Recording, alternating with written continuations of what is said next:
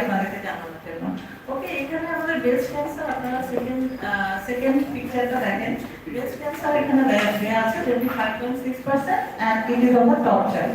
এখানে আমি একটা ছোট্ট কথা বলবো।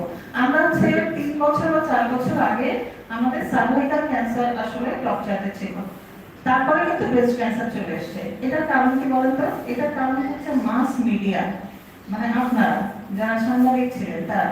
কারণ হচ্ছে বারবার করে বলা হচ্ছে যে multiple sex partner, unhealthy relationship, কম বয়সে বিয়ে, এসব নিয়ে কিন্তু অনেক প্রচার হয়েছে সেই সময় যে মাল্টিপল সেক্স পার্টনার থাকা যাবে না, তারপরে হলো মেয়েদেরকে কম বয়সে বিয়ে দেওয়া যাবে না, পরিষ্কার পরিচ্ছন্ন থাকতে হবে, কিছু লুকানো যাবে না। এই যে প্রচারণাটা হয়েছে, এটার পরে প্লাস হচ্ছে যে প্যাপিলোমা ভাইরাসের এগেইনস্টে যে টিকাটা বেরিয়েছে, এখন সব মানুষই কিন্তু মোটামুটি জানে যে টিকা পাওয়া যায়। এই টিকা, এই দুইটার ফলে কিন্তু সার্ভাইকাল ক্যান্সারটা টপ চার্ট থেকে নেমে আসলো, নেমে এসে এখন ব্রেস্ট ক্যান্সার। কাজে আমার